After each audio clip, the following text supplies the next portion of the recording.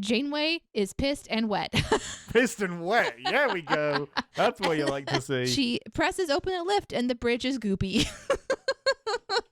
These are my notes for this episode.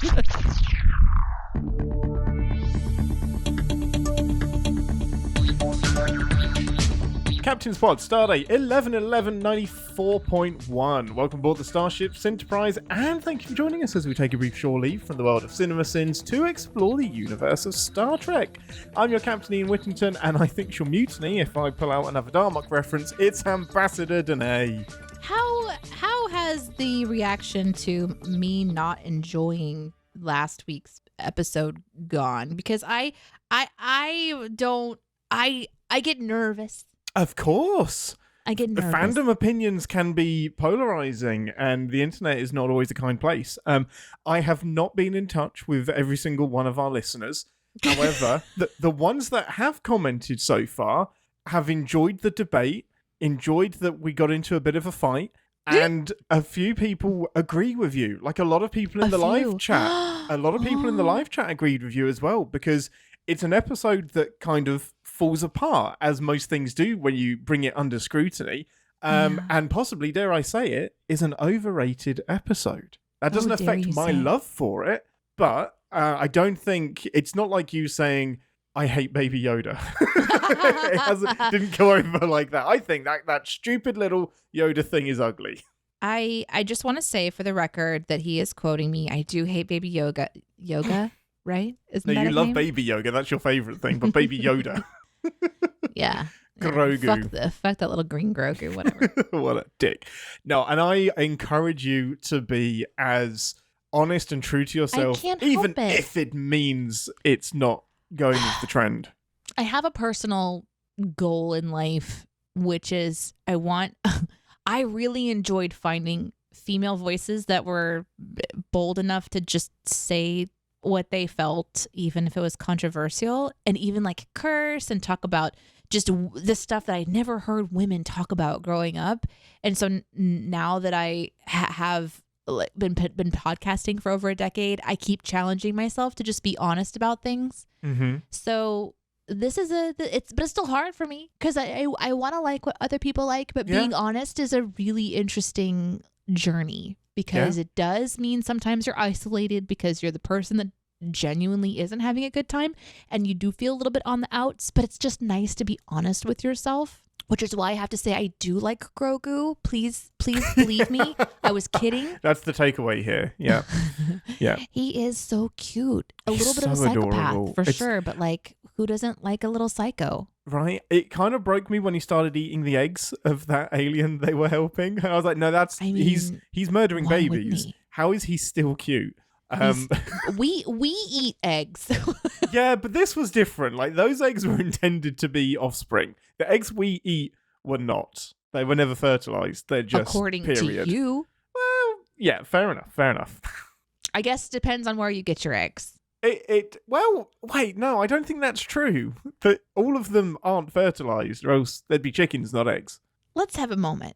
We just eat unfertilized eggs. When do eggs get fertilized for chickens? By the hens.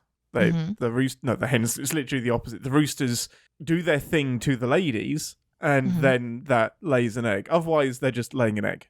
So they will still lay eggs regardless, but they won't turn into chickens unless they're fertilized. So how do we know, like, we're taking eggs off of a farm. How do we know which ones are the fertilized ones and which ones are just the not? The ones that haven't interacted with roosters.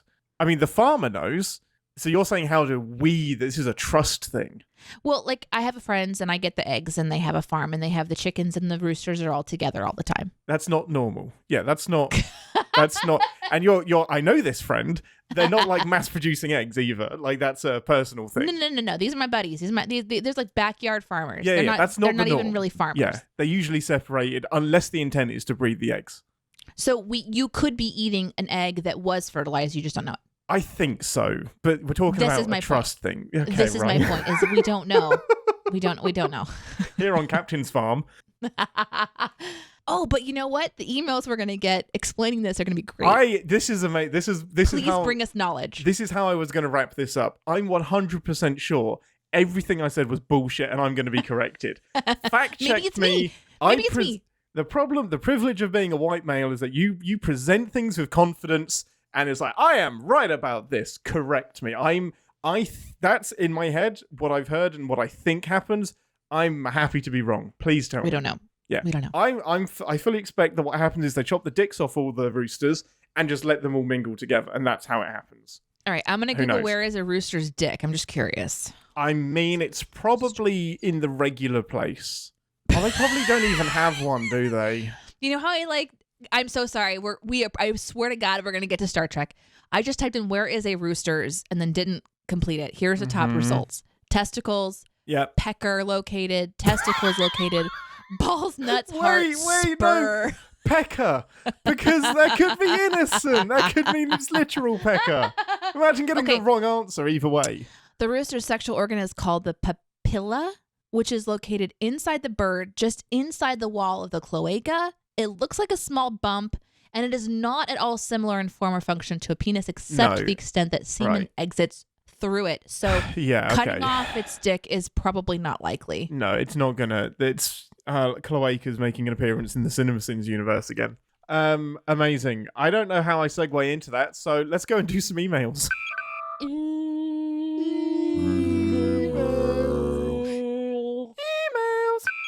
Okay, hailing frequencies open, everyone. It's time for us to read your emails from Discord, Twitter, and, well, email. We have a follow-up to our ongoing replicator discussion debate about whether replicators produce food that is as good as the original. Just as a brief recap, I think that, in theory, replicators should taste as good as the real thing. And the stereotype in Star Trek is that people kind of complain that it doesn't taste as good as home cooking, and this isn't how my mum used to make it. And I argue that the computer's just going to reassemble molecules and can make it taste however you want, as long as you program it correctly. Deneé's opinion is I think she doesn't care. So this is really just an email for me. So this is from Philip McCullum, who I think brings up a great example. In regards to the ongoing discussion regarding replicator food tasting different, think of it as the difference between store-bought and homemade food. A lot of things can change with the taste. Where you get the ingredients from, whether you've had the hen's penis chopped off, he didn't say that. The ingredients used, duck eggs versus chicken eggs, etc. For example, my grandma's egg salad tastes a lot different than store-bought egg salad.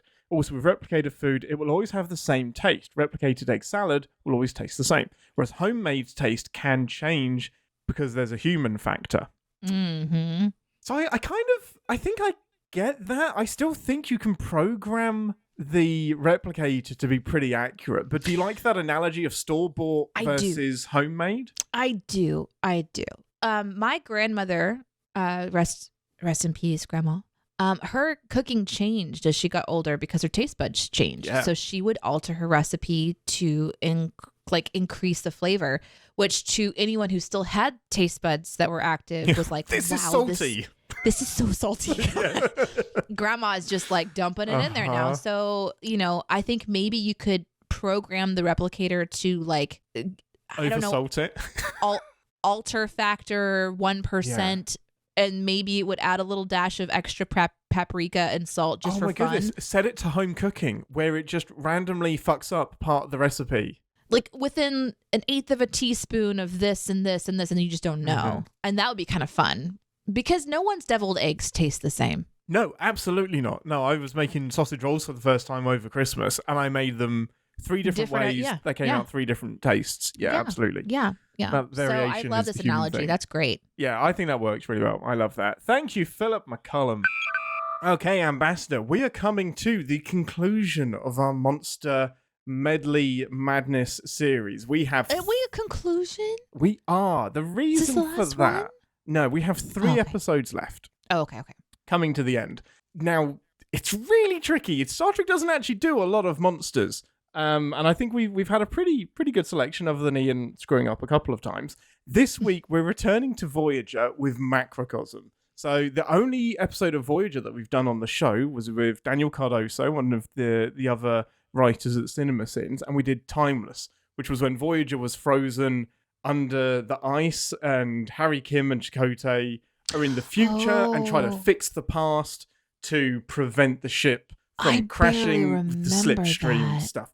It was like I think 18 months ago. It was a while ago. Yeah. So how do you feel about heading back to Voyager? You excited? Yeah, this reminds me, for just a brief moment, we talked about, watching the new Discovery when it comes out and how we just drop in without context and if that's a good or bad idea. Still pondering that one. Similar with what we're doing with this, monster series. We're just going to pop into this Star Trek world and then we're going to pop back out. And there's a lot of context I'm going to be missing. But one of the fun things about shows like this is that technically at any episode, you should have enough for a completely random viewer to come in, experience something that is fun for them on some level, and then either get hooked or be curious or whatever. So I feel really excited because Voyager came... What year did Voyager come out? Voyager was 94 to 2001, roughly. Okay. So I remember when TNG kind of ended or something like that. Yeah, and 94. And then Voyager was coming out, and seeing a lady captain was really, really exciting. But at the same time, I really wasn't as interested in her because she was an authority figure, and Deneé... Deneé in the 90s was like, fuck that. Deneé was not very interesed in authority You figures would have loved at that Lower time. Decks. 1990s Deneé would have loved I Lower would have Decks loved so it. much. Oh my God, yeah. But 7 of 9 was someone that I remember like being really attracted to, was like that kind of a female character. So I remember looking for like that kind of a person in the Voyager. I don't know. It was just... Yeah, totally makes sense. I like the idea of having somebody that was quirky and unique and maybe like a little bit badass. So the captain was too much of a figure for me, too much of authority figure. And then was there like someone named Kira? Oh, so Kira is in Deep Space Nine. She's no, it's not Kira. Who is the little... Oh, Kes? Like, Kes. Yeah. It's like elf-like creature. Yeah, the Ocampan. Yeah. I was like, okay, maybe this one, but then she just seemed too nice. And 90s Deneé was not nice. Yeah. So I very quickly found myself wondering who to relate to, and then I was out. I was out on Voyager. Because 7 of 9 didn't come in until like 3 years in, and Kes was there. Like those first 3 seasons are shaky in terms of characters. Yep. Yeah. I pulled out, and then when I went back in, there was 7 of 9. I was like, oh, okay, cool. Nice to see you. And then I was back in. That's basically why they brought her in, because the ratings weren't doing very good. But I did have a very like off and on relationship. It was just pop in, watch a show, pop out. I didn't really get addicted. So it's going to seem kind of a similar way what we're doing today, just like popping in, popping out. So I have just enough similarity. Oh, the only character I just remembered that I really, really liked was the hologram doctor. Yes. Loved that guy. Like every time he was on screen, I was like, Ricardo? hey, I love him. He's incredible. He is very often the CinemaSins. Like he is the nitpicky one that is he's very McCoy. Like in Voyager, he's one of my favorites. He's helpful, but he's snarky, and he's a little bit of a mystery. And that was the character that I kind of remember really enjoying. Totally makes sense. So yeah, I'm excited. I'm excited to visit Voyager because it's going to seem familiar to me, but I haven't invested a lot in it. So I'll have some questions. I might have some memories and some knowledge. See what this awakens. Yeah. My prediction solidly is that you're going to love this episode. So without further ado, let's head over to the holodeck to watch the episode, and we'll see you guys in 10 Forward for full debrief.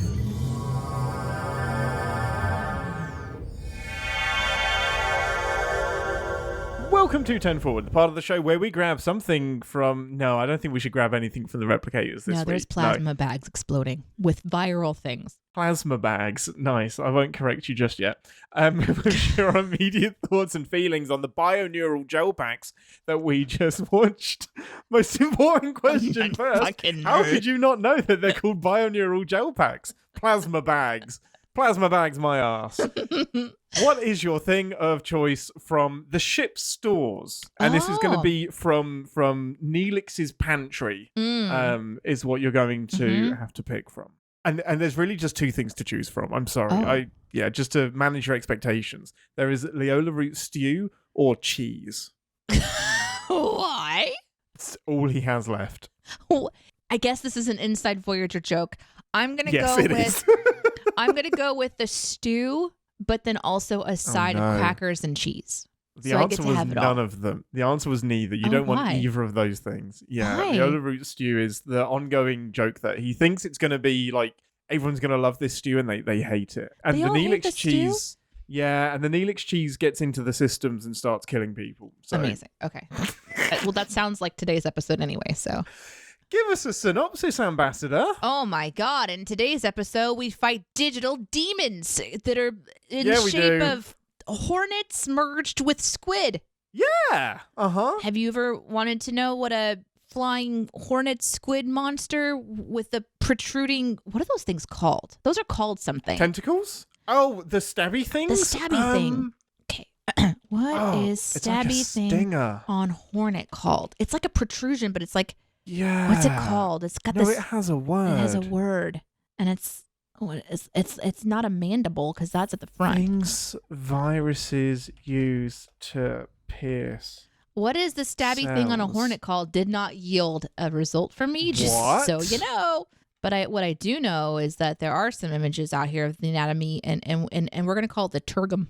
Or the tergum. Okay, so it comes with this tergum. Yeah. Tergum. I barely knew them. Now that is probably wrong. And I can't wait to get the emails about everything that we've already gotten wrong this episode. But yeah, we fight them. We shoot them. We basically have found a new life form. And rather than rejoice in that, we annihilate them. And we share... Understandably on this occasion. And we share how to annihilate them with anyone who will listen. Oh, and the doctor leaves the holodeck. Yes, does indeed. Overall thoughts and feelings. Did you like... So I predicted that you would love this episode. I'd like to amend that. I haven't seen this episode in a few years, and it's not as great as I remember it. But what did you think of the episode overall? I'm still trying to figure it out. Yeah. Yeah. This is an episode where the captain turns into Rambo and... G.I. Janeway. G.I. Janeway. It's right exactly. There. Mm-hmm. Good job. It's I haven't been sat on that for the entire week, I promise. Yeah, you sure have. I have. You have. I absolutely have. And I think that would be really fun to watch. Like, if this is your show, I think it'd be fun to watch your captain. It's very rare that you see Janeway do this. It's like when we see Picard recapture the ship in Starship Mine. It's seeing the like intelligent captain go Rambo is always kind of fun. Well, yeah, and she goes into a tank top. Like, we lose all formality. Yep. In lieu of survival, which is understandable. No diplomacy. Yeah. It's definitely an on the edge of your seat style episode where I think if I were involved in the creation of this and I was filming it, it would be really fun, right? Yeah. Like, the camera work in this is really interesting because you've got sort of like the drone-esque flying through the room thing, but there's no drone cameras now in this time period of our world. No. It's a man or a woman behind the camera making it look zoomy and like and they do a clever thing of building a lot of tension. But this episode is largely like a crawling through Jeffrey's tube, sneaking around, accessing panels, trying to figure out the virus. And then at the time when we figure out what's going on, we have a flashback that kind of gives us more story and how are they going to save the day sort of a vibe. And how they save the day is they blow up a pretend playground room. Totally forget what they're called. That's what they're called. Holodeck. They get pretend playground room. That's exactly what it is. I mean, I challenge you to describe it more succinctly. Why couldn't I think of holodeck? It's amazing. It's so great, the words that you forget. What I remember about this episode is G.I. Janeway and just her getting locked and loaded, collecting her weapons, getting suited up and kicking butt. Yeah. That's all I could... I remember the viruses, obviously. So I remember that being awesome and then just expanded that to the rest of the episode. But the rest of the episode's kind of meh. Yeah, it's a little bit slow paced. Like, they really rely heavily on it being very interesting to crawl around and sneak around Janeway style. Which is fine. But by the last quarter of the episode, when we're really trying to learn more about what's going on, that they're on a barrel race towards the final few minutes of the episode. So my goodness, there's more time spent sneaking than there is backstory, which I think it's paced okay. Yeah, it's okay. It's not terrible. No. I feel it a little bit when they're like describing because they do this weird time thing where they dump you in the middle of the mystery and then the Doctor does a load of flashback exposition to get us up to date. And then I'll kind of be in that bit of the episode and then come back to the present time and be like, oh shit, yeah, there's exciting stuff that's happening. So it does a weird time thing. Yeah. So like, I guess my impression right away is this is okay. It's okay. Yeah, it's fine. We have a mystery on our hands. We have a virus that's adapting, and that's an interesting thought. We have a virus that's kind of like they're attacking it and it's taking out the crew, and that's an interesting thought. And it's like, okay, this is interesting to watch. But like, okay, but my curiosity here is you and others in the chat are saying like, I do remember this being way more interesting, and then it's not. So what changed for you? So interesting, isn't it? So I think I've got two ways of thinking about it. Younger me would have definitely liked this because it's action heavy. So for the most part, so there's like sweaty boobs. Phasers being fun. I'm thinking younger than my awakening. I see. It was like action. You get to see phasers. There's a mystery. They've got the tricord scanning everything. You've got like the Doctor doing fun stuff. You've got this alien flying around the ship. Like there's not a lot of like the deep metaphorical thinking and talking and profound stuff. This is just like eat your popcorn and watch an adventurous episode of Star Trek. Yeah. I think, because I haven't seen it in years and years and years, I think my old brain is like, oh, I need something a bit more. I can get this from everything. I don't necessarily need it from my Star Trek. And the other half of the episode is a bit dry. Like, I think the pacing is a little bit off. So I think I'm just remembering the really cool stuff and Janeway kicking ass. But that is kind of compensating for the rest of the episode, which is a little bit bland. And we've just kind of seen this type of sneak around the ship, get attacked by alien creature something. Yeah, so the tension is a little bit samey, the tension that is in the episode. Yeah. So I think it may just be that it hasn't aged very well on me. I think that the tension is samey. And how could they have changed that? Maybe at the time this was perfect, like a perfect tension building episode. Now with, like you said, so many other things we could watch.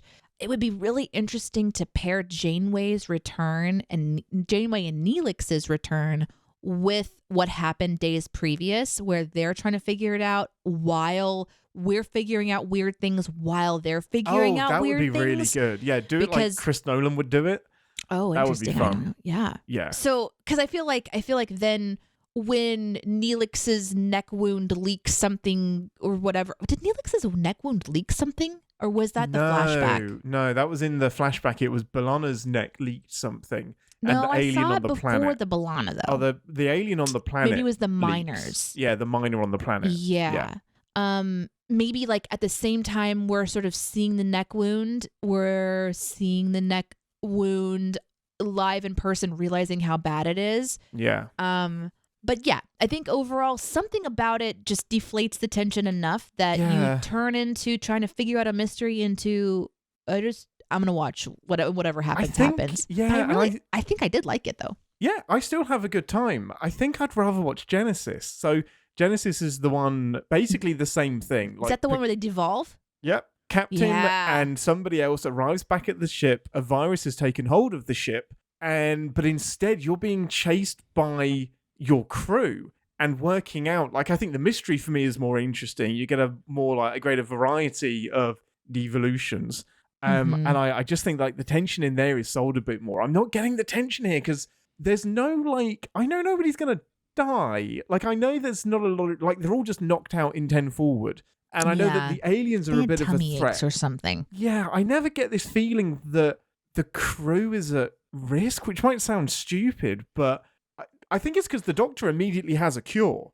So there's no ticking clock of trying to find a cure like there is in Genesis. It is Genesis.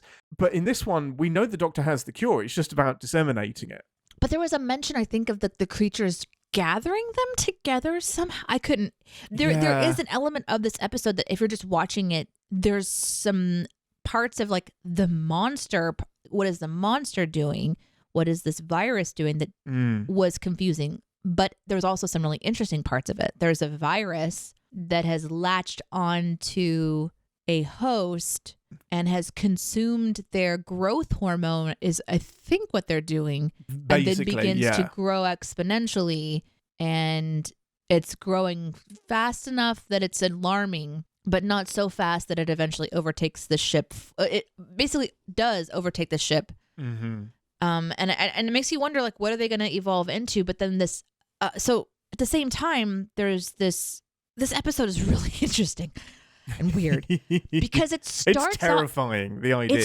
It is. It starts off with like a very dropped into the end of a conversation between the captain and this alien tac creature. And I thought I had missed like 10 minutes or something. And so Right.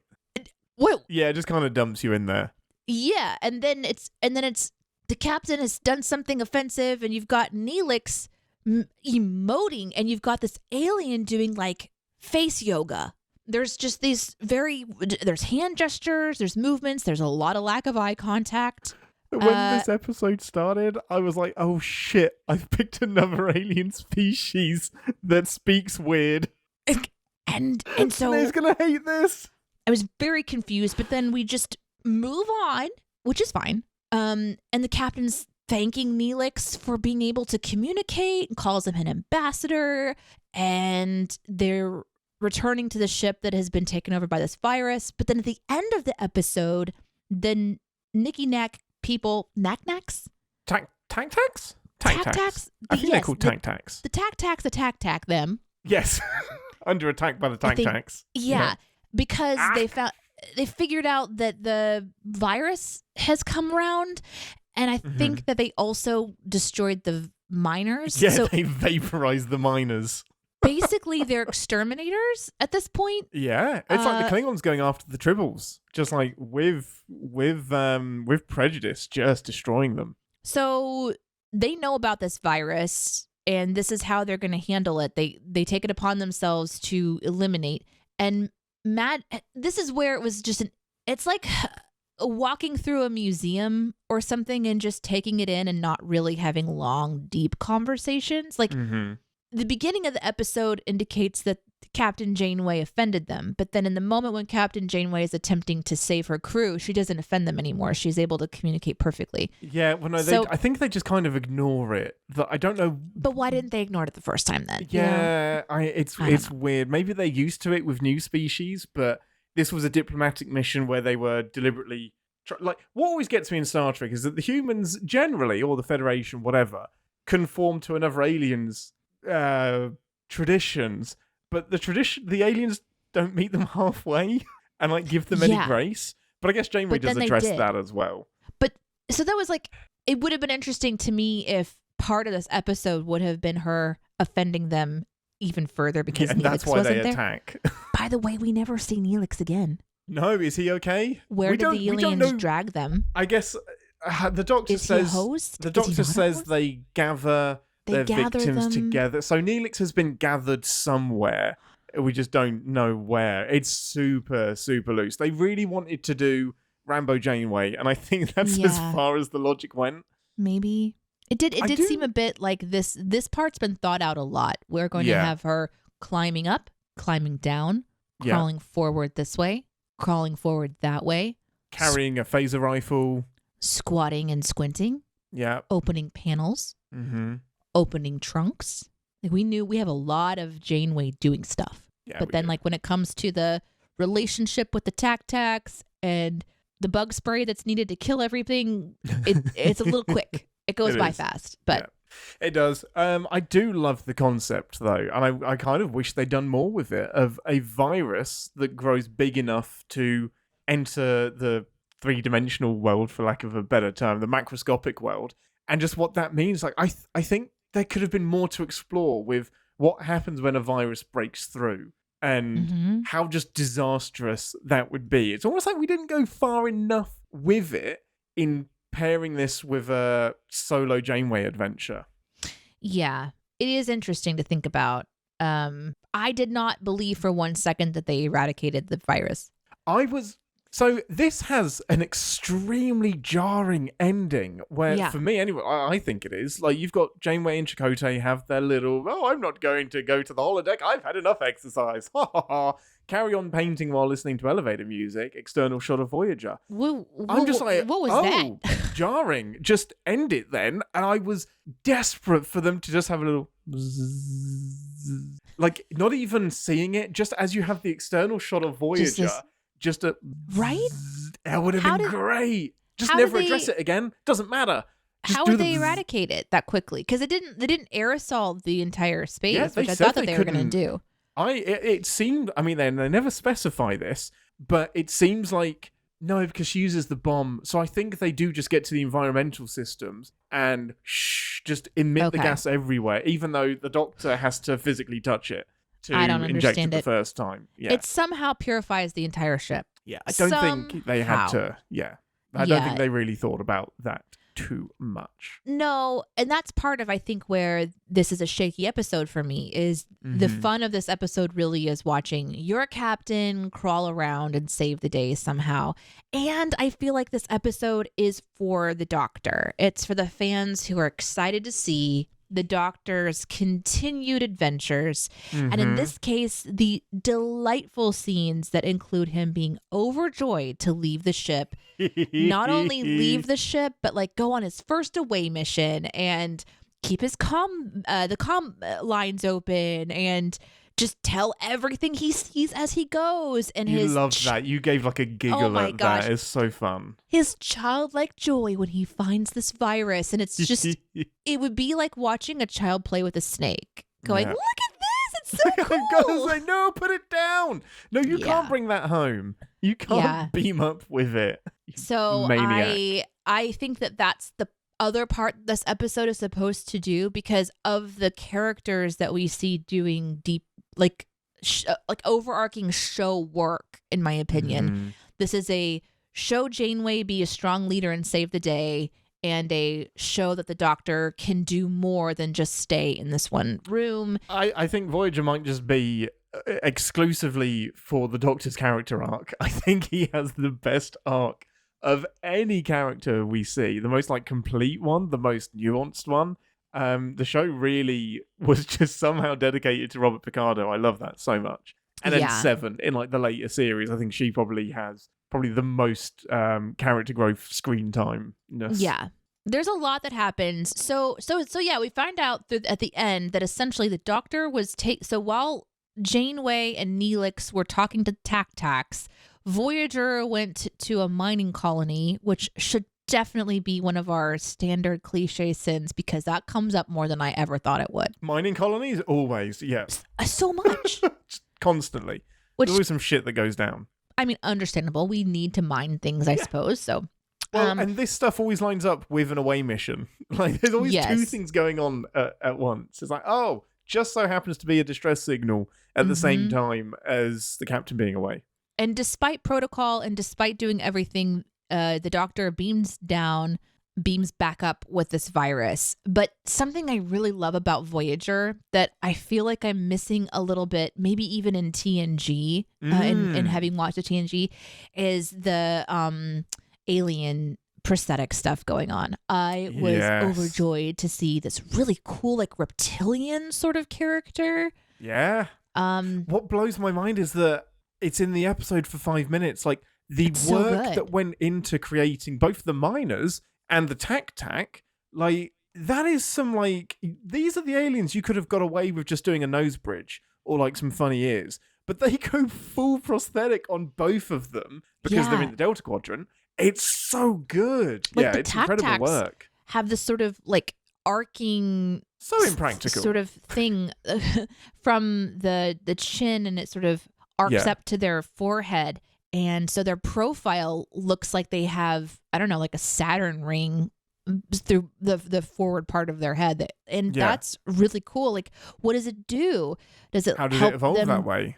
Yeah, does it help them to hear sound differently, or like what is that like? Does it just protect their teeth? Is it like to headbutt people? That's the kind of stuff that is fascinating to me. So, and I think Neelix's head prosthetics are so beautiful. He's got this cool like spire of hair, this sort of spiky like but then it's this nice ombre look Yes. with like the little flecks I on really it. like the Talaxian design. People have Talaxian. Yeah, differing opinions on Neelix, but I think the Talaxian design is very, very cool. Yeah.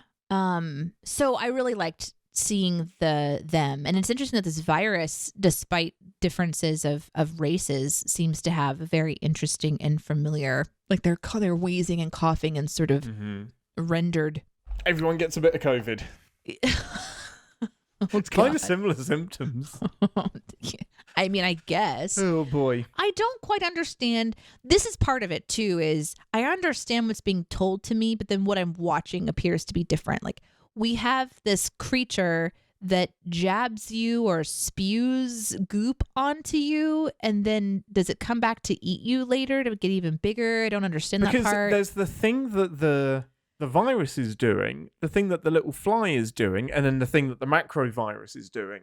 Like, I guess a virus is usually just there to reproduce itself, and I think it has to, I could be getting this completely wrong, but I think it has to use a cell's machinery to do that reproducing. Like, it can't do it on its own necessarily. So you've got the little bug that's doing the infection and then doing the biting to create more of the bugs. But I don't know what the advantage is to making yourself big. I guess it's just to be able to collect people. I guess. Like, because like it the advantage did have of like little arms. Yeah. Because it wrapped around Janeway. She went stab on it for a split sec. Because like making yourself that big means you have to fuel yourself. So you need food, and it's a pain in the ass to gather enough resources to be that size. So I don't know what the advantage is of being that big when you can just self-propagate by infecting people and being tiny. Yeah.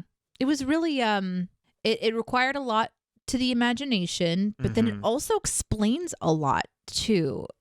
I was kind of impressed with how much was going on. And I like that we had a replicator situation as well, where the replicator was impacted. And then we're touching bags, which of course is a sin, but yeah, everything gets touched. Yeah. Just but all of the bad stuff done. I didn't quite understand, how it all worked. Now that we're talking about it, I think I get it. Like, they snot on you, and then that gets into your system and slows you down, and then they collect you for later. Exactly. Yeah. Is what we think. Yeah, so that they can. But I don't know what the big ones do once they've used the host. Is it just using them as a breeding sack? Why not eat them as well? Know. Like, maybe why it has not to eat come the back. humans? I don't. The answer is that most of Voyager's crew would be dead. If there was a next step, most of them would be dead. Yeah. And they didn't like killing people off on Voyager in general. Yep. And we have like the convenience of the doctor's antigen works on the first go round in Janeway kind of a thing. But at the same time, it was fun. We got to see a lot of the ship. We got to have a nice joke from the doctor about how that scene where he's explaining, he's saying, I've been studying the ship. I think I know how to get around, but can you remind me? And she's like giving all these detailed instructions. And then he picks back up. Oh yeah. Okay. I know where I am. Who built this thing? Who designed this thing anyway? Like, that was really funny to me. While they're walking around the Jeffries tubes. Yeah. Jeffries is the man that I think it's Matt Jeffries designed like a lot of the inside of the ship. It's amazing. It was kind of an interesting thing. Like, I liked that too, but we got to see, Janeway go to all these different areas, and we even had a pool party. I mean, yeah, we did. Look at that. So what did you think of the CGI? So unlike TNG, Voyager was in a place where CGI was being improved, becoming more affordable. How did the CGI monster hold up for you with 2024 eyes? Well, I think that we need to remember that CGI is expensive. Yes, it is. Doing it well. To make it look super, super great, it requires a massive budget. I didn't mind it too much. Would I prefer this, or would I prefer TOS, running around on a wheelie cart with a carpet over the top of you, from TOS. Give me a Horta. Yeah. I think you just have to sort of like go, that is clearly a person laying down with a carpet on them. Just be okay with it. Yeah. And that, yeah. And look at the Gorn. Would you prefer, like, you use what you have? Of course, yeah. So if I'm like, Gorn looked great, for what it was, then I'm going to look at the CGI and go, it looks great for what it was. Did you ever see the Landeliers? The No, Langoliers? The Nope. Langoliers, maybe it's called. Laudelin. I think it's a Stephen King kind of concept. I saw it on TV when I was too little, and it is essentially like this horror movie, and it's this massive, like, spherical mouth teeth thing that just eats everything, kind of like the Nothing from the Neverending Story. And like it's just this really uncomfortable situation. I think the idea, if I remember correctly, is it doesn't matter. It doesn't matter. The Langoliers look fucking awful. We're talking about bad CGI. That's what I think of when I think about bad CGI. This one had texture. Yeah. It had movement. I didn't understand the buzzing sound, but it looked like a hornet's nest. Like, I didn't know how makes sense that when they makes have wings. A buzzing sound. Yeah, I don't know how it's flying. I know the little ones have wings, apparently, but I don't know how the big one is flying around. It's just kind of propelling itself. But for me, like, I think the CGI holds up okay until they try and interact with it. So whenever you have, like, the Doctor holding thin air, Janeway holding onto it, when it interacts with a human, that's when it falls apart. If they'd have found a clever way to avoid that, I think it holds up a lot better. I don't think I agree with you, because they probably acted that, and then you have these people that are trying to put in this tentacle creature afterwards and post quickly with very little and limited resources. I mean, they probably had something that they were holding in their hands, and then they had some of it that was CGI. I'm not saying they did like a bad job. I just mean it's really obvious. Like, that's where it's most jarring for me. That's when I notice, this isn't this. It takes me out of the show. Like, I'm not saying they had an option to do better, but it's really distracting. But it's less distracting when it's just flying around on its own. I don't agree. But that's just because I guess it's in a different category of my brain, because we're coming from a world of Avatar, where we're watching made up blue alien creatures that look like more beautiful than, more well rendered than an actual human being on a screen. Like, correct. We have incredible CGI options now, if you have the money for it. Yeah.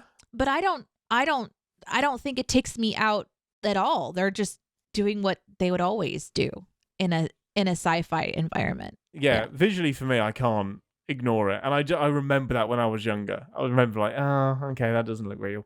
So I guess, and I just have this, I'm not judging them for it. I'm just saying it takes me out of the episode. Like, it's ambitious. It's very ambitious. So it takes you out of the episode that's occurring in a fictional world in space and puts you where? Yeah, absolutely. It puts you just back in your bed, back in your room? Yeah. It just reminds me that I'm watching a TV show and that these guys aren't actually looking at an alien. But they are on Voyager. They are on a ship. I wouldn't say I'm sad. It's just something that it takes me out of the episode, takes me out of the adventure. Okay. So you're back at the TV. Yeah. Okay. Exactly. Okay. Yeah. Exactly. But aren't you glad it's not real? Like, for a split sec, aren't you like, oh, phew. Oh, phew, it's not real. No, that's the same thing as like Mission Impossible or like some other. There's plenty of stuff in the world that should scare me that I'm glad I don't know about, actually. No, I understand what you're saying. I guess. For me, though, I'm still right in there. What breaks Emergent for me is when it gets so boring that I'm ready to check my phone. Yeah, that's when it gets when it gets different for me. Well, that's what I'm like, it's just watching life. That's fine. That like brings it closer to home. When they're fighting it and it wraps itself around, I wasn't distracted. I'm just like, well, shit, they should die. That's what I'm thinking. I'm thinking everyone should already be dead. Yeah. You've created a monster that should win, technically. It really should. And like, seeing the crew already like knocked out and just unconscious. Yeah, like completely immobile. He's like, the risk to Janeway for me, I'm not feeling, because I'm like, well, this has happened to all of the crew and they're fine. They just need the cure. So I'm like, this isn't going to kill Janeway necessarily. It's just going to hoard her somewhere. I think because Janeway gets to the doctor quickly, I can believe it. Because she does get there for her surgery, by the way. Minor surgery just has a different meaning in the 2300s. Yeah, minor surgery. And then he pretty much explains what's going on, thankfully. And then we get to see like the fullness of what's going on. And then he gives her the cure. So I think that's the only reason she's not incapacitated quickly. But I don't know. I didn't mean have that fight at the very end outside the holodeck when they're like, she's going hand to hand with the big one. I'm just like, okay, she'll get knocked out. Like, I know that it isn't going to kill her, because if it does kill her, that means it should have killed everybody by now. Yeah. Yeah. Tension's a weird one in this one. Yeah. It was definitely uncomfortable. Anytime that you see that stabby thing, which it's got to be called something like a probus. Probiturate? Probarnum. Patronum. Patronum. Expecto. God, I really. Patronum. It's Patronus and Yeah, but no, but the thing is a Patronus, but the Patronum is the Patronum. spell. Okay. Thank you. Paulie has been screaming at us. It's a stylet. And it's a stylet. It's stylet. Proboscis. Proboscis. Is that what you were going for? Proboscis. I thought that was a plant. Is that it? That sounds right. This is amazing. I'm sorry. This is the best. That's One day I'll have a clean edit.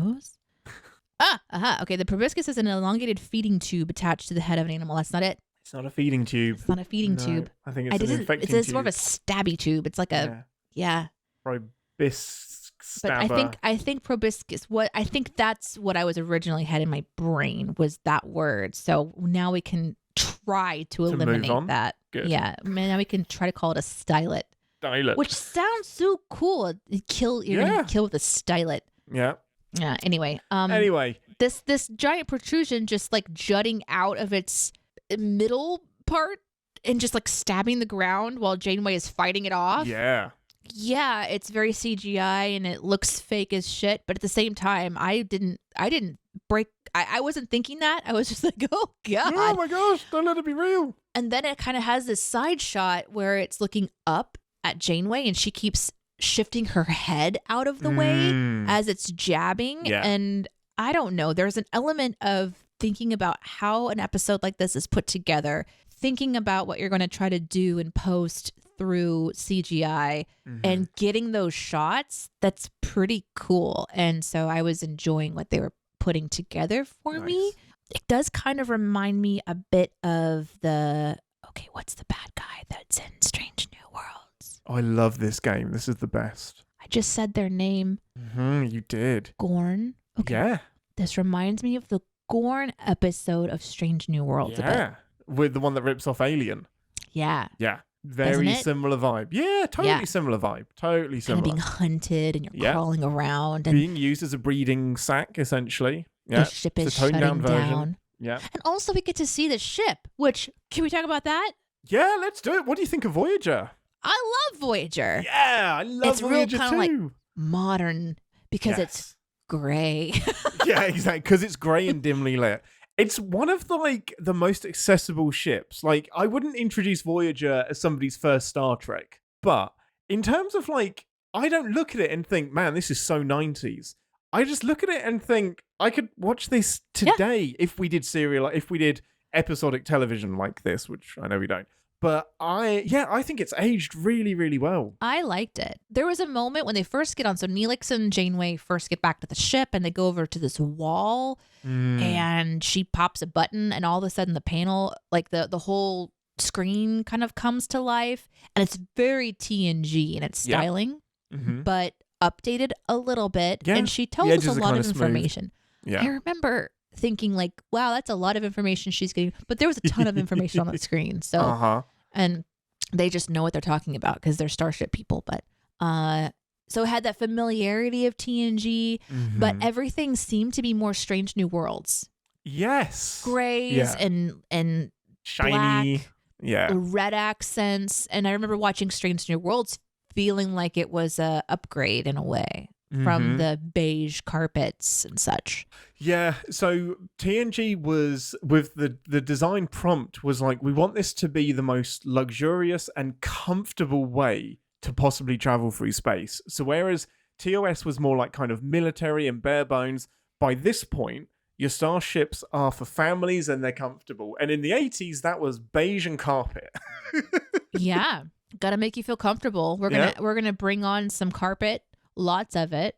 Mm-hmm. And we got to see like the warp core, which I you know love was that warp core updated. so It's much. really slim, Yeah. you know. And I love the fluid plasma, just like kind Yeah. of swirling. I've always loved Voyager's warp core. It's And so then fun. they're walking when she's walking around the upper kind of area. Part of it is carpeted, and then part of it is glass. Mm-hmm. So it looks kind of unique Yeah. in that way.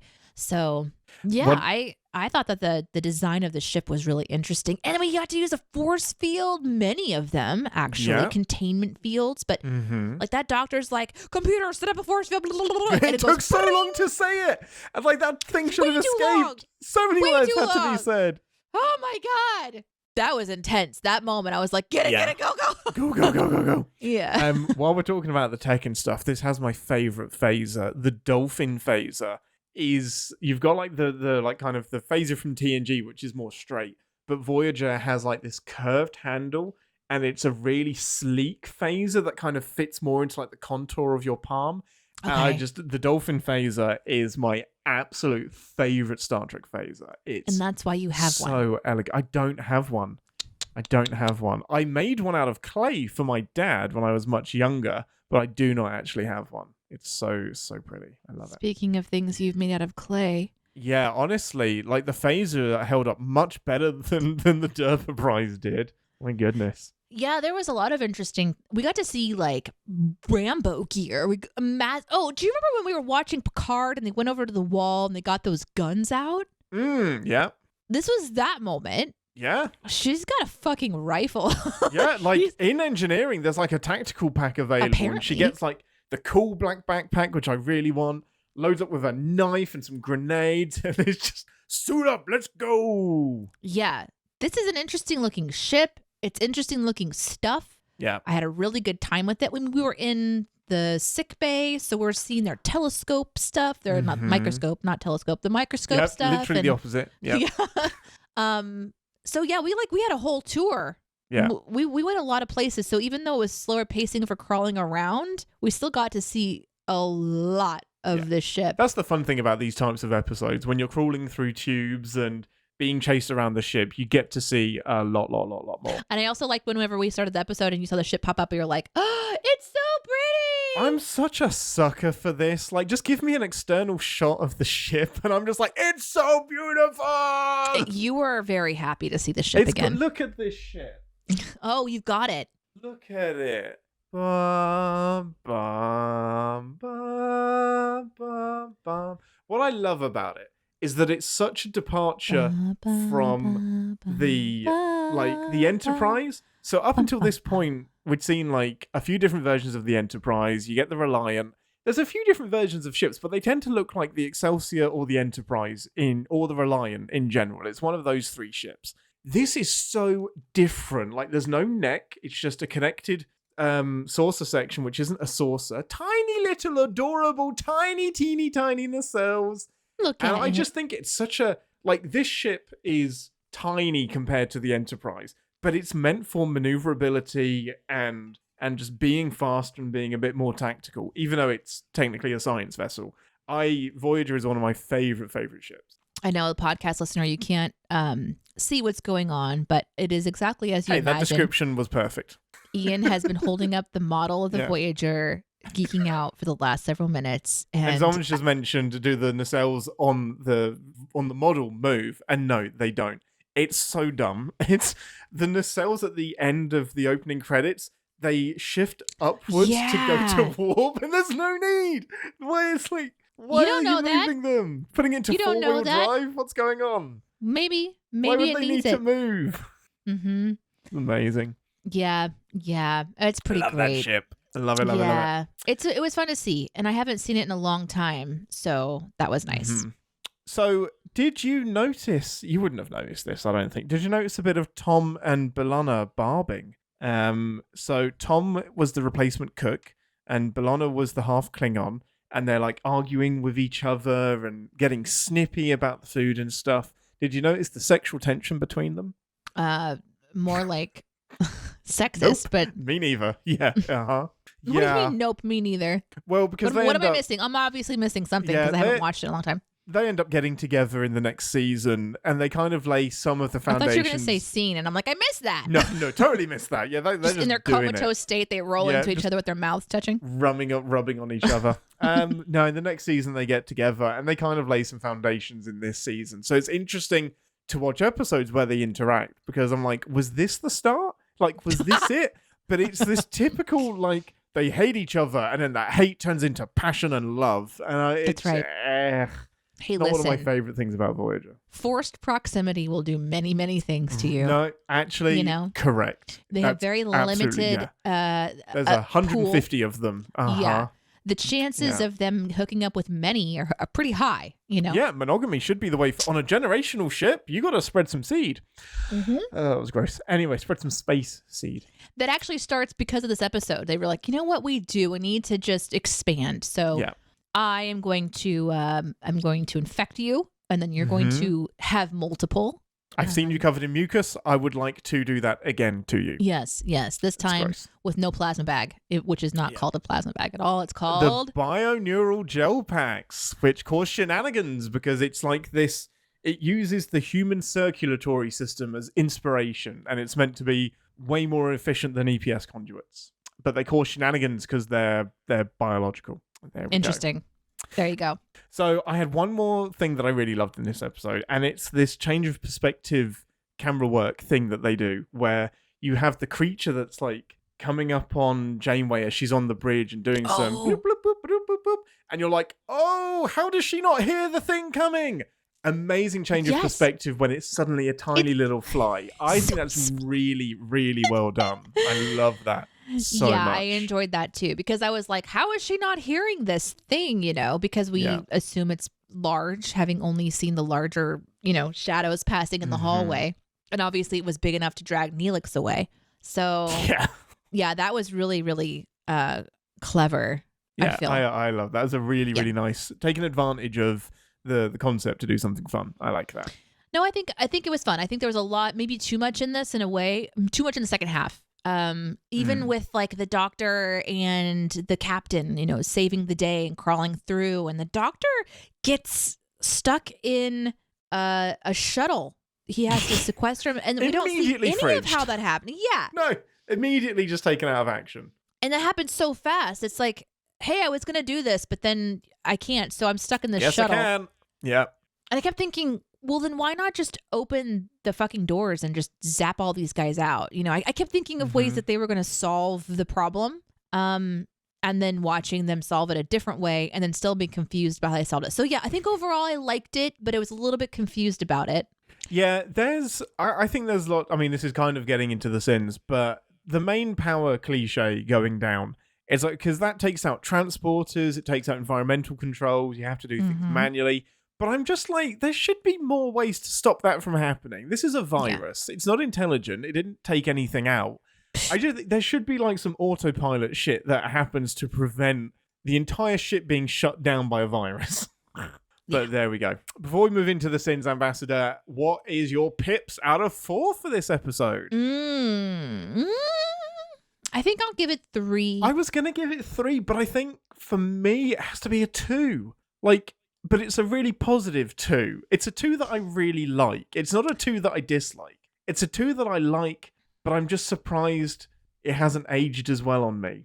So I think I need to give it a 2. Maybe I'll come down and I'll do 2.5 pips. Yeah. Let's settle on 2.5. There's no half of pips, but we're going to say it's a 2 pip that's right in that season of going for a promotion. It is. It's Harry Kim. It never quite gets there. Oh, no. Poor Harry. Still no confirmed promotion. You know what we didn't do?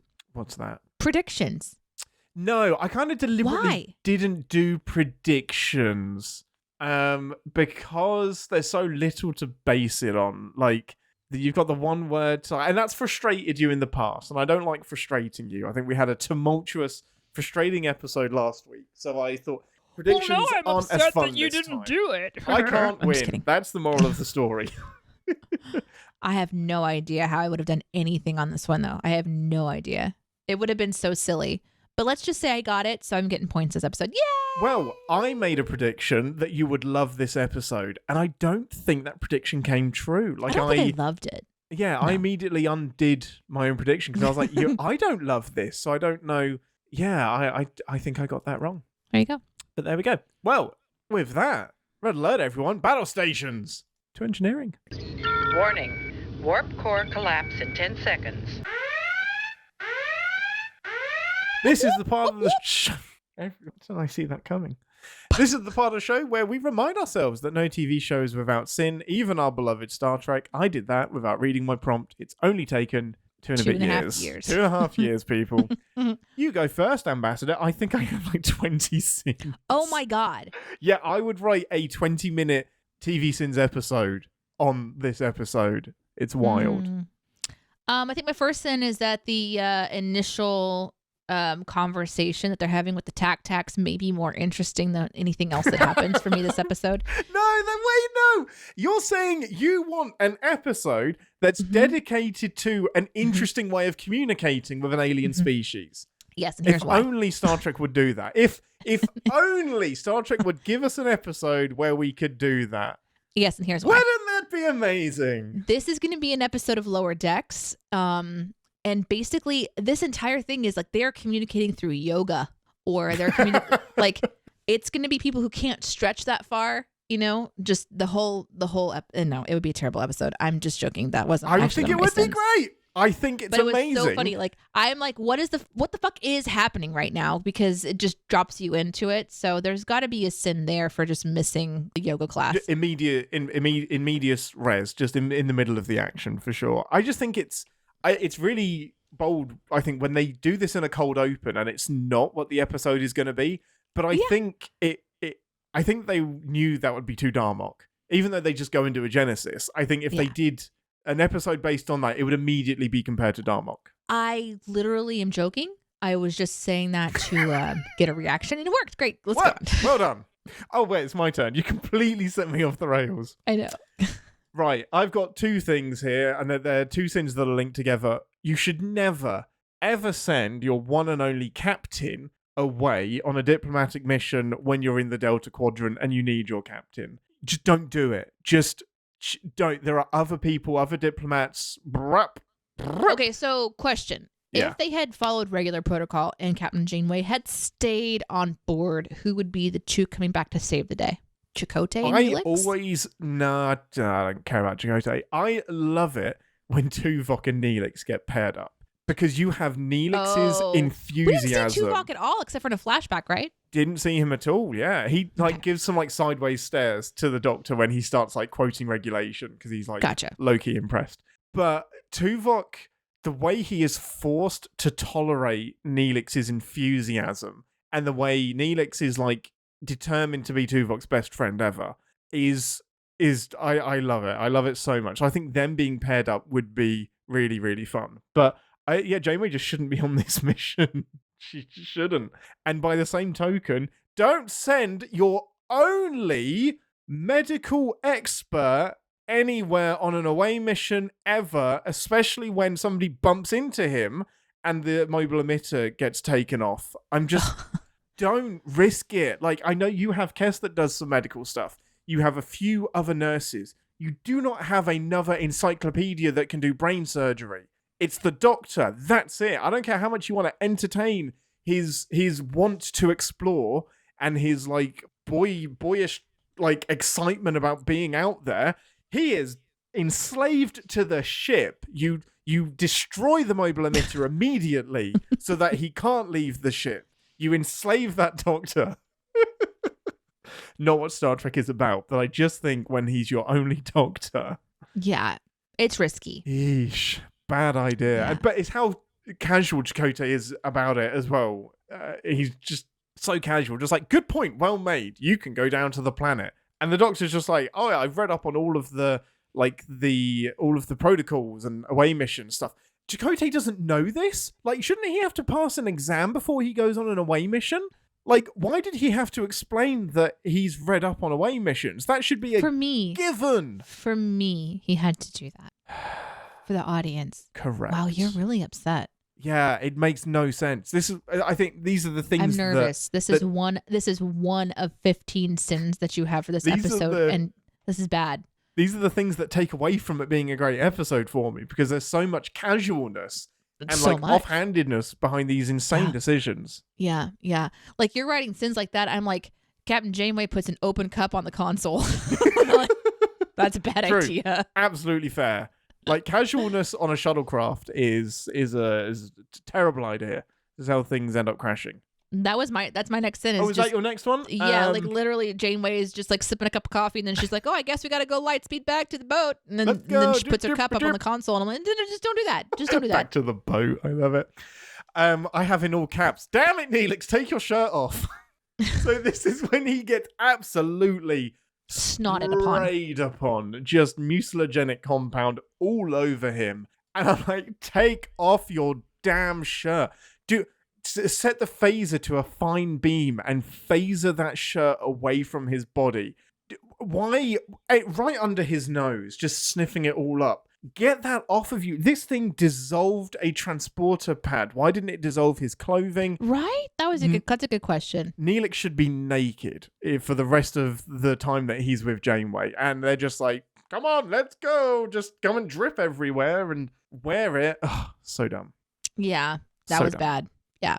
I'm going to just send the lack of, not lack of, just touching things in this episode. There's just so much touching, and I'm just going to cover a few of them here. We've got some gel pack touching. I know it's not a gel pack. Don't care.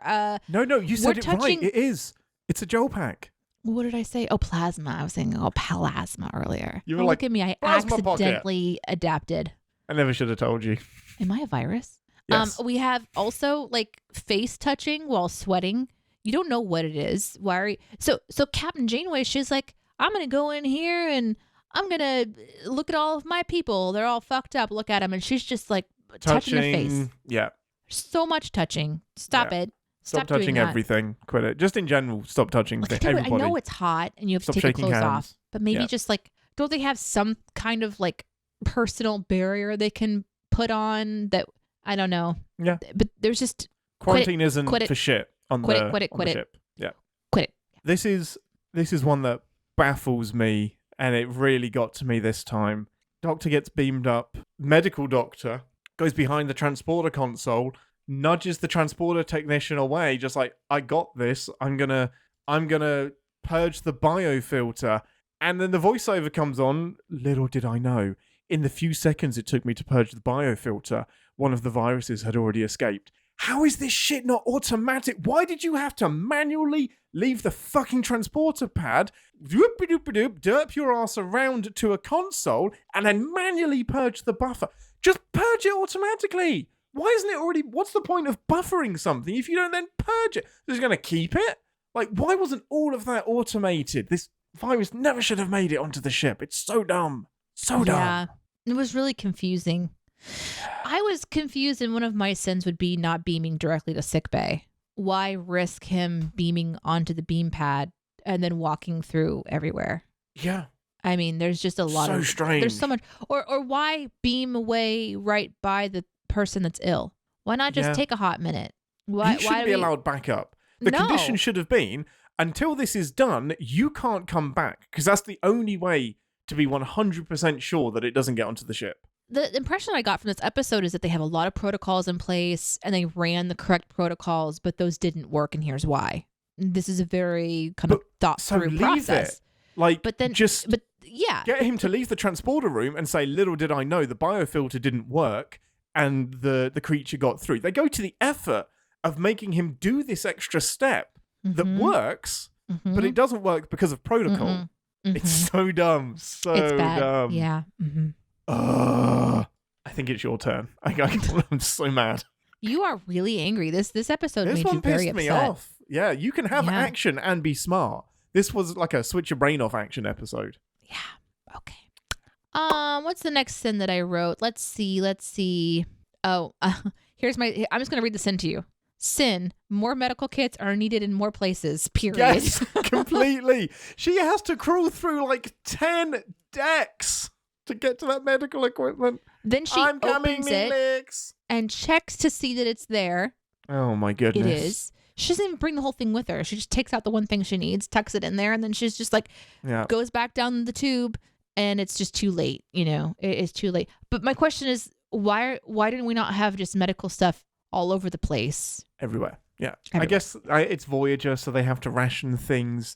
Maybe it takes a lot to refuel all of those packs. It's a big shit. I don't know. I really love that you're so angry this episode because as the chat is pretty pointing at, mad. like Ian is being like Deneé last week, and then this episode is Ian's Darmok. I'm kind of loving what's this weird right is now. that I still like this episode. There's just some dumb thing that it just in my brain, I'm thinking that just little effort went into thinking this out. And usually they have these conversations in the writer's room, and it just feels like they didn't this time and just liked G.I. Janeway.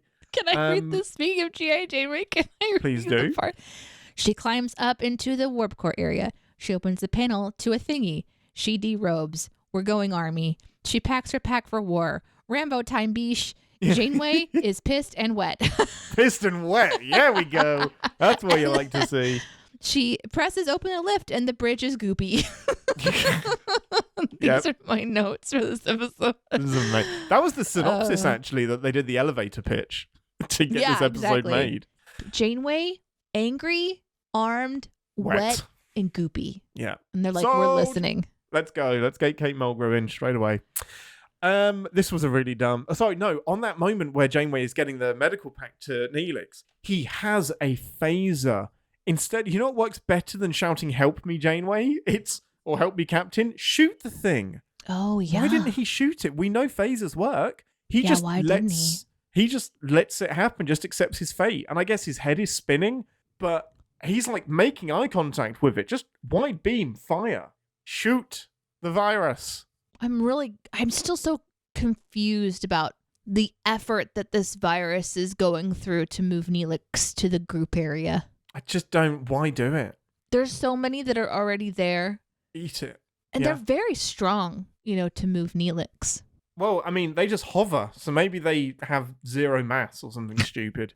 Kill it. Get it, Ian. You're so pissed. So when the doctor gets gets the inoculation and has to test it on the virus, get Kes out of there. Kes That should was one of not my be in says the too. same Why is Kes in that room? Why? Get her out of there. That's a terrible No need. idea. Let's no give need him to a put her host. at risk.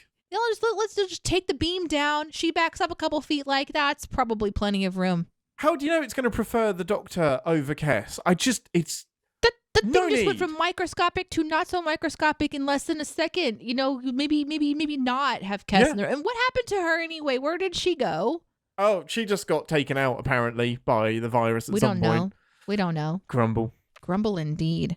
There's a moment whenever the doctor and Janeway leave that room to go into the Jeffries tubes once more. And doctor's going to go one way and she's going to go another way. And they climb into the Jeffries tube and the doctor just leaves the door open behind him. Oh, no, really? This is a terrible idea. Oh, this you is just deserve to be asking to be dumb. hunted. Yeah. Yeah. You deserve that. Yeah.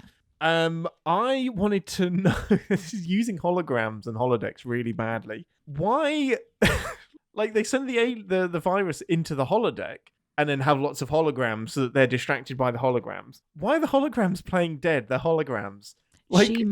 So that the viruses would feel better about themselves. Right? But then just keep populating it. Just keep feeding them. Like, if you want them to be convincing, like, if you're worried that the holograms are going to be like, oh, they're not reacting, we'll just move on, then let them play dead and then populate more. Like, I don't know why we have this overhead view of all of these dead holograms.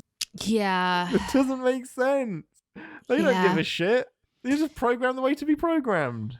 Everything that happens with the viruses at the end of this episode is really convenient. It's really convenient that all the big viruses were just in that area so that when the holodeck door opened, that they were attracted to the light. It was really convenient that they all went inside, and it was really convenient that they were all distracted by that, so I don't know. I think it's, yeah. My silly sin attached to that moment is that this doesn't happen in season 6 so that Fairhaven can be wiped out by a virus. Is that part of it? Fairhaven is an ongoing holographic program that they have running that's basically an Irish village with a pub. Oh dear. And I don't like the Fairhaven episodes, and I think they should all be killed by this virus. Okay. Well, there you go. Maybe the virus did kill him, I would love that. I don't really have any more. I mean, the things that I've talked about are already kind of like. So you just keep going. You just keep going.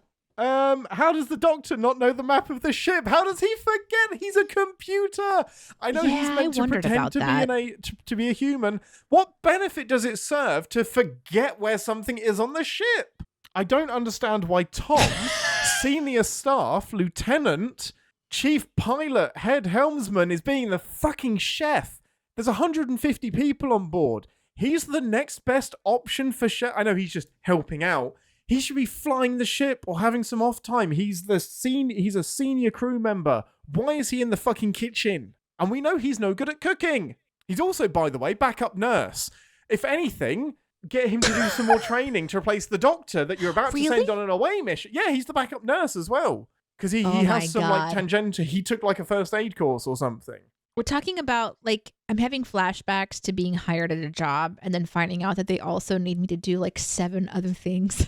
I'm wearing multiple hats because they are abandoned, right? Like they're Yeah, but if he's already backup nurse, being the pilot and nurse, that's enough. You're spared from kitchen duty, okay?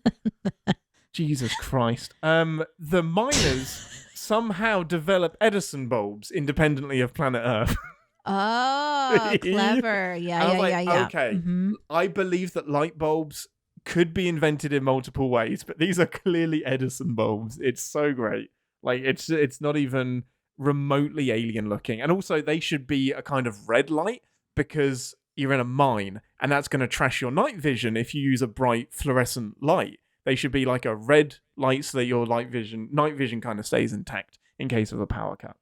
Man, you are angry. This episode made you mad. I'm here for it. This is exciting. I was always happy that comm badges had like a magnetic thing that attaches. Janeway just takes off her comm badge, picks it back up, and just plops it on. How does it stick to her uniform? The future has technology. I know. I just want to see what the future tech is that does it. Because probably it's something like subdermal that's like sort of planted under the skin. Right, you've got a magnet under the skin that always works. Yeah. But I'm just like, how is it attaching? Is it like, I don't know. It feels dumb. Anyway, that's all of my... I'm okay now. I feel good. Okay. But I think that's why I can only give it 2 stars. I understand that now. Yeah. Your anger is real and valid. Okay. Thank you so much. Yeah. Well, Ambassador, that's everything for this week. Did that fit the monster category? Are you happy that we did like a monster? Absolutely. Like, this is a monster episode. How do you feel about this as a monster episode? Yeah, I think this fits the monster criteria really, really well because you have a mystery, you have it attacking you, you have a battle, you have to figure something out, you got to outsmart it, and something interesting to look at. Again, think Hornet with 3 squid tentacle thingies. Hornet, jellyfish, and hill. A protruding... Proboscis. Not proboscis. No. That's the one that's stuck in our heads, though. It's the poopuscus. Stylus. It has a stylus. Yeah, that's what it is. It's a very angry stylus. Yeah. Okay. Yeah. Are you ready for next week's episode? Yeah. We are staying in Voyager. There is one other really big monster episode that I know that I really, really enjoy. This is, to finish out the monster medley, we're doing a 2-parter. This is going to be Equinox, and then the following week will be Equinox Part 2. So we're doing a 2-parter from Voyager. Oh, good. A cliffhanger. Yeah. Great. This is one of my favorite 2-parters in all of Voyager. I'm being completely selfish. However, this 100% fits the monster criteria. The monster criteria in more than one way. Bum, bum, bum. But yes, love Equinox. So next week will be Equinox Part 1. The following week will be Equinox Part 2. And then after that, we're going to do our Valentine's episode. Oh my God. We're going to pick the lovey episode. You can still send in your suggestions. CaptainsPod@cinemasins.com. CaptainsPod@cinemasins.com. And you can send in. It does not have to be, the telltale love between, what's the guy's name from this episode? And the girl's name from this episode? Man, Tom and B'Elanna, I think is what you mean. There we go. Yeah, it doesn't have to be Tom Lana. Yep, bomb. Doesn't have to be the bomb. Yes, I love that. It can be something unique. love on screen, Star Trek style. What does that mean to you? Send in your episode suggestion to captainspod@cinemasins.com, and Ian is compiling what we're going to do. We're going to go through some love episodes. Currently a front runner for the first one that we're going to do. There is a bit of a wait. Do you want to do more than one? Yeah, right? Like, well, how many should we do? Oh, awesome. 2, 3? How many suggestions do we have so far? I have 3 that have come out kind of in front and 1 that's in front. So maybe we do those 3. 4? Is that 4 then? No, sorry. Of those 3, there's 1 that's ahead of those 3. So there's 3 that have come to the front and then 1 of those that's in front of those. So of the 13 ones that have been sent in, you're only paying attention to 4? No, there's been like 5 or 6. I think it's 6 that have been sent in, 3 that have had multiple, and 1 that is multiple. Oh my God. I'm I so don't good understand at what is this. happening right now, but It's here's amazing. what I know. We're going to do a few, I think. Yeah, I think we should do a few. We'll do a few. And I think I've got an idea for what to do next. Yeah. Now, just a reminder, we've already done sex scandal episodes. That one does not count, but it would be Doesn't perfect for this count. category. It would be the winner. It would be the winner. I'm almost annoyed that we've already done Sub Rosa because it would be so perfect. Yeah. So that's kind of fun. Unconventional love. Before we get to the end of the episode, though, we do usually do Moopsie versus Monster. Oh, so yes. Let's do that. Who's going to win, Moopsie or the virus? I think the virus wins. I think the virus murders Moopsie. Absolutely destroys it because it's just sheer numbers, There's isn't no it? bones. Yeah. And there's no Moopsie bones that we know there's of. no bones. So it would definitely it would secrete, it would overcome, it would take the Moopsie growth hormone, it would expand itself, and then there would be Moopsie no more. So Moopsie no more. Sad. yeah, Sorry, Moopsie Moopsie. doesn't have anything to do, but you unanimously lose Moopsie this has one. what the virus needs, so it's kind of 100%. sad. Yeah. Oh my goodness. Imagine Moopsie being that tiny. Anyway. So sad. Well, thank you for coming with us on that journey this week. We hope it didn't give you any kind of COVID PTSD. And until next week and Equinox, I'm Captain Ian, and I've got to fix an orifice on my glandular tissue. Oh my God. So you have a redundant stomach from me. Yes, I'm so glad you pulled that out. What does that even mean? Well, 2 stomachs. Live long. Do Klingons have 2 stomachs? They have 2 of basically every organ. Yeah. Oh, we've had this conversation before. They have 2 of everything. And I can't remember if it's canon that they have 2 phalluses, but they have 2 of most things. Yeah. What a thought to end the episode on. Goodbye! Live long and Podsper. Thanks for listening. Want to connect with the show? Our hailing frequencies are always open through captainspod@cinemasins.com. Like, comment, and subscribe on your podcast player of choice, and be sure to visit cinemasins.com. So, pick up any good dogs lately?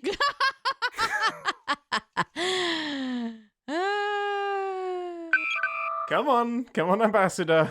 What was the video that you sent me this morning? Oh man, maybe you should describe the video that I sent you this morning. It has what a freaking morning I have had. I have had no time to even stop. So the video that I got this morning was of Deneé, I'm assuming in the car doing the school run, and then the camera just pans to the left a little bit, and I just see this huge chocolate Labrador that does not belong to Deneé sitting in the trunk of the car, just like, hey guys, hello, I'm on the video. This isn't the first time you've rescued a dog. You're more likely to be that person because a lot of people will just drive past that dog and see the time investment and the potential world changer that is for them and just drive on by. So I guess you're more likely to do that because you've done it before and it's part of your personality. Yeah, and I've learned some tricks over the years, but it's a lot. I think I've rescued a husky, I've rescued a Shih Tzu, I've rescued a Saint Bernard. That one became my own personal dog. There's obviously Max is my newest, but there's so many that I've had to pass because they either won't come to me and I can't chase them down, and I'm like, okay, I have to trust that maybe you know where you're going, buddy. There's been some driving through the countryside, you see a dog running down. Those are country dogs. They are usually out. Yeah, they're open in the field. But this is a dog that was hobbling along. I could tell that he has like hip dysplasia kind of going on. buddy. And I was just like, dude, what are you doing out? And you could just see that he was like just on a little walk that just kept going. Just wandering around. When I opened my car door and I stopped the car, I got out and I looked at him and was like, hey, buddy. And he just turned around. He was like, oh, hi. And he just comes right over, nuzzles up to me, gives me a big smile. And I opened, you'll love this. My car is the car of a very chaotic, very busy mother. So it's just not, I don't empty my car every time I get out of it. Well, and your daughter owns the back half. So that is an extension of her bedroom. It's like toys and coats and clothes, and that's her space. I open up Iris's side of the car door, and this dog just looks at it and is like, lady, I ain't getting in that. Nope. So I walk him to the other side of the car, and he follows me. Such a sweet boy. And then I open it up, and this dog looks in and just sees absolute chaos. There's toys. There's I gave Iris Legos. a thing of Kleenexes to wipe her nose. There's just this flood of Kleenexes that haven't been cleaned up since yesterday. I mean, like, it's crazy. And he just looks at me. He's like, I'm not doing that either. So then I go open the hatch. Now every door in my car is open pretty much. And I open the hatch Take your pick. and he looks at me. He's like, hun, my back hurts. I can't. My legs. I'm not climbing up there. Because I carry 60-pound bags of dog food when I buy dog food, I'm like, I'm confident, even though I haven't worked out in quite some time, I can do this. So I heft this big beefy boy into the back of the car, and he just plops down and goes, ugh. Thanks, lady. Thanks, mom. New mom. And I stopped for my favorite breakfast sandwich. And why didn't I get my favorite breakfast sandwich? I'll tell you why. Because I had to use said breakfast sandwich to lure a dog out of my car. But why couldn't you eat the sandwich Because after you'd lured the dog? I used the sandwich to lure the dog. He ate the sandwich. Yeah, but dogs don't need to eat it. They'll follow you as long as you have food. Not this one. So he had to you mean eat the tease the dog? sandwich? You mean tease the dog? Yeah, No, tease I'm not the doing dog. that. That's horrible.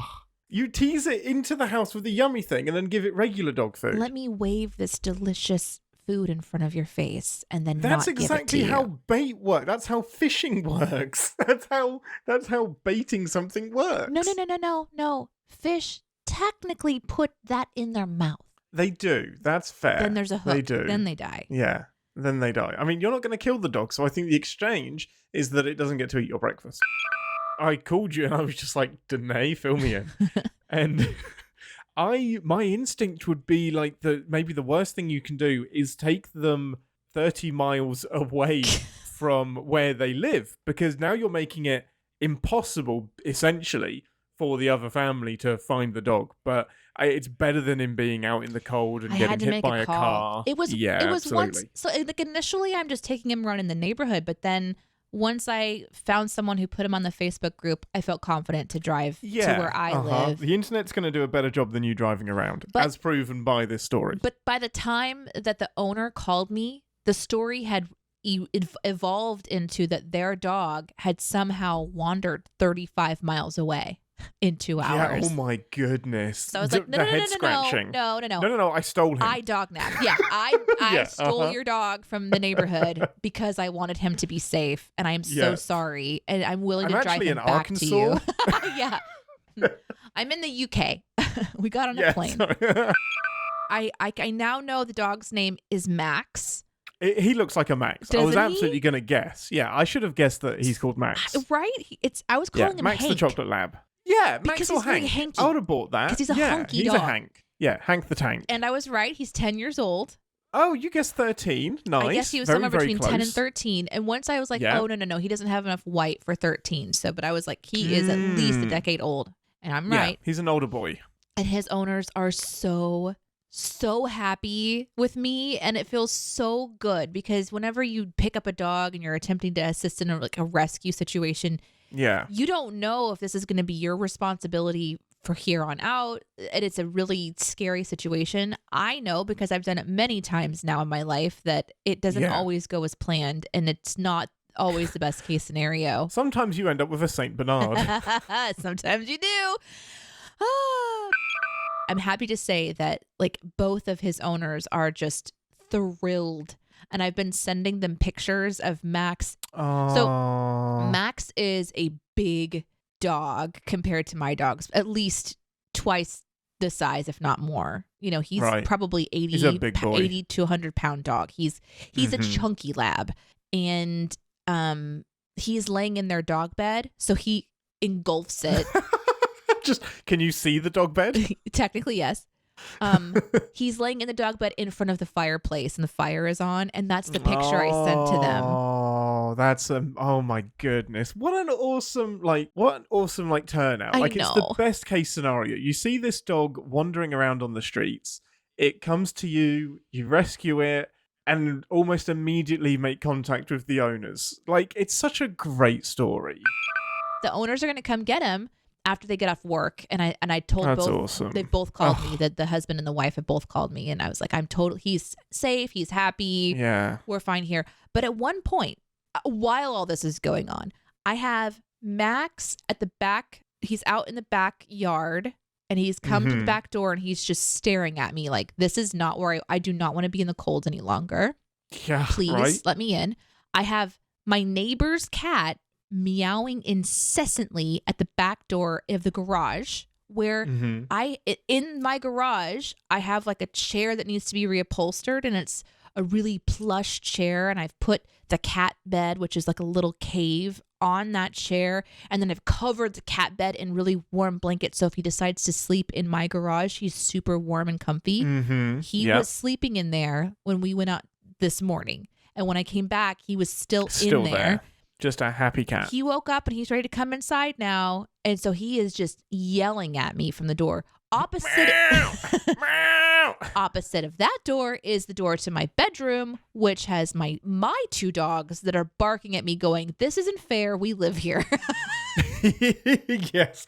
We keep being annexed. Quit it. I know there's a dog out there. And it turns out that Max got out at 6:30 this morning, and I found him at 8:30, and he had been lost. This is the first time in his entire life he's ever been out of the house. Oh no! He has a little buddy dog that it's let's see if I can remember the dog's name. Hank, Blondie or something. Debbie, Harry.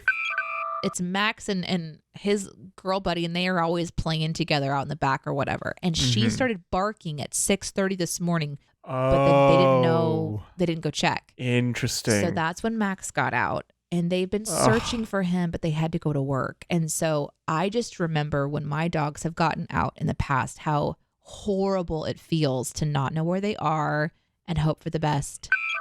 Wait, did you prove that the owners own Max and they don't just want a free dog?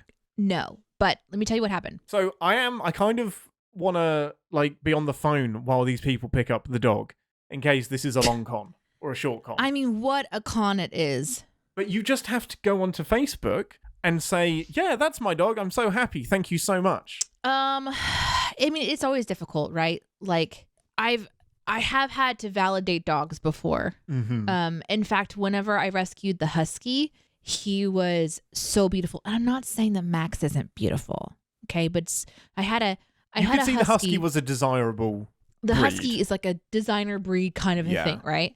He was not even a black and white husky. He was a red husky. Gorgeous. Yeah. So I went through several rounds of, can you please send me a picture of your dog? Can you prove that this is your dog? Yeah, that's an easy thing to do with these guys. Yeah. Just send me a picture with Max. So when it comes time for pickup, I could do that. This is an old dog that has big tufts of hair all over the back half of his body where he's shedding. He's got a massive goiter. I think that's what it's called. Like where the skin sort of bulbs out. He has clearly hip dysplasia or something. He hobbles around. So if not for the dog, I would worry for your security. So what if this isn't about the dog, but it's an opportunity to get into your home? Oh, yeah, right. And then like the weird thing, like, come on in, see where your dog has been all day.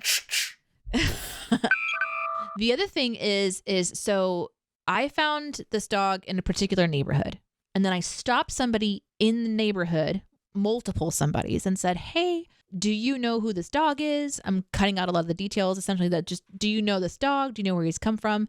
And they're all like, no. And the final person said, let me put him up on our neighborhood Facebook page.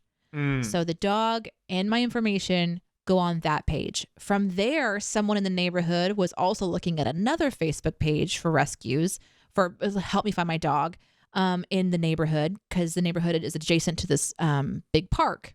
So the park one was like, we're looking for Max. And someone said it, like, they connected the two. They shared the picture. I had 2 phone calls before talking to the owners. I had 2 phone calls from 2 other people that they sounded like they were in tears. Like, you have Rob and Suzanne's dog? Oh, they're going to be so relieved. Okay. Please call them right now because she has been worried all morning. Like, they're calling me. Yeah. I'm just saying, if I was going to set this up, that's exactly what I would do. For what? Why do you want to have a dog? Just to get into your house and... No, I don't want the dog. I want to get into your house because it's a nice neighborhood. What a long con. I love that you're thinking this way. I think really, longer really cons do. happen. People set up call centers to con people out of their credit card details. This is a pretty easy one because you're preying on people's emotions. Okay. So they release a dog into the wild. No. This is what I'm saying. They're not. They're going to these dog websites saying, that's my dog. Yeah, just to get access to someone's house. Forget about the dog. They don't want the dog. Oh, okay. They want to come into my house and they want to take my things and potentially kill me. Yes. And then take the dog. Don't care about the dog. They just want your things. They can leave the dog behind. This is just easy murdering access. A person. Yeah. They'll just tie you up. This is easy access to someone's house. Okay. I love how paranoid you are. This is great. I'm assuming the worst. Absolutely. Because if it all goes well, it doesn't matter. Mm-hmm.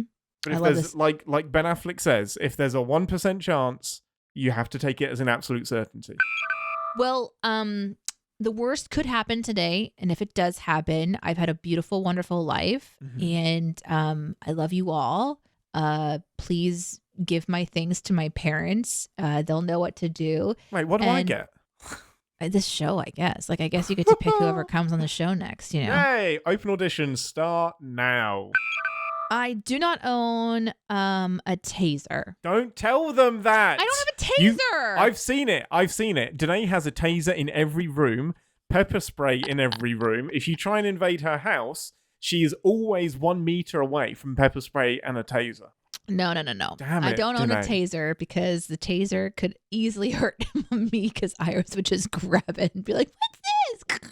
Look at this. If there's no show next week, it's because I've died due to home invasion. Oh no, there'll still be a show next week. Oh, okay. Phew. Good to know. Things will move on like normal. I will be forgotten quickly. Not forgotten. We'll just move on. The person who made the neighborhood post for Max for me, just texted to see how it's going. And she says, people care. I love it. Well done, dog friend. And I said it was your post that made it happen. Imagine someone being like, hi, I'm so sorry to bother you. Can you come look in my car at this dog? Like, there's just the creep factor could be 50, you know. Get in my boot. Yeah, get in my trunk. I didn't say it like that, but you know. I need you to just quickly take a peek in my trunk. Nope. We're going to miss you very much, Deneé. You have died doing a good deed. You didn't do your due diligence. It's good. Yep.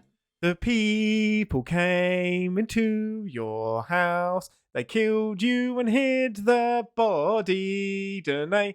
I tried to warn you about this, but you didn't listen to me. The last thing going through my mind while I'm being murdered is just like, Ian was right. So just... Make me your final thought. You could have survived this. Deneé is dead. Question for Deneé from Nick. Did watching this remind you of the Lower Decks episode with Voyager and in turn make you feel that I remember that feeling? Because I totally forgot this. Voyager is in season 4. They do this like, it's a museum and Boimler like damages lots of different parts of the ship and they do like a tour of the ship. I totally forgot about that. Yeah. I'm guessing you did too. I'm glad that you asked this question because there were parts of this episode where I was having a bit of nostalgia. Yeah. Remembering the different characters as they were coming up. And it was interesting because they were sort of scattered. I saw a lot of the familiar faces in the flashback, obviously. But when they first come upon the familiar faces, she discovers like all of them piled up in that room, and they're just like kind of like Yeah. Was it Harry maybe? I think Harry was the one that was like heavy breathing. Yeah. Oh yeah, I remember that guy. So there was a lot of nostalgia hits for me. But I and I said this at the top of the episode, which you guys are going to hear when the episode comes out, but like Janeway, even in this, who becomes this, G.I. Jane person, there's a lot of her personality that I have forgotten. I did not remember that she liked classical jazz or whatever's playing at the end of the episode, and who knows? I didn't remember that part. Doesn't come up a lot. I think she likes classical music. I think that's the overarching thing. She's just, painting and sipping tea. These are things I didn't remember about the captain. Oh, Cameron brings up a clarifying point, which I appreciate. Ambassadors are civilians and captains are military. One doesn't outrank the other. But your point is still valid. Military officers can't appoint civilian officials. So this works for us and also Janeway. Like Janeway appointing Neelix as an ambassador, technically she doesn't have the authority to do that. But I think it's more playful. But I can't demote you and you can't outrank me because you're a civilian. You're welcome. Phil asks, will you guys do the animated series? Yes, in short. I don't know when. We'll do it eventually because why not? Like, animation is fun and it's a weird series. Like, I kind of love that they decided to just be off the wall because, like, hey, we can draw whatever we want. So we're not limited by budgets. So let's have a cat on the bridge and just make up some crazy shit. Like, it's a bit of a wild one. I love it. Man, this Discovery Season 5 thing predictably set off, not a ruckus, but a debate. I'm genuinely not sure. I don't know if it's a good idea or not. Like, it'll be great. Like, we would do it, but it's a weird one. And I know Discovery isn't the most popular of the seasons of the series of Star Trek. It might come into its own, like, as people rewatch it over the years, but I'm torn. I think I'd rather do Prodigy. I think I'd rather do like 10 episodes of Prodigy where we do two a week because they're like 20 minutes each. Yeah, still on the fence about that one. We also decided while you were away that we're going to I think it's Comic-Con in Las Vegas to do some Star Trek things. Star Trek Las Vegas. When is it? First week of August. I think we're going to go to Vegas and we're going to have a Captain's Pod meetup. We've decided. Wait, when? First week of August this year. First week of August. It is decided. Do you guys know what I'm doing right now? Looking up the calendar and tickets. I'm taking that hotels. time off before you get to it. No, hang on. Hey, wait, I'm going to just message looks like Jeremy. I'll be taking off hey, the first Jeremy. weekend of August. We'll be working. Beep, beep, beep. It's just a work away. We will be doing work for that period of time. Let's sort of GoFundMe to buy tickets for everybody, like a crowdsourcing thing. But hang on a minute. The only people with an incentive to do that are the people that are going. So it would only you'd end up paying for your own ticket. Captain's Pod, enter studio. Click on button. Go. Yes, I'm late again. Yes. But the live show will blame you. So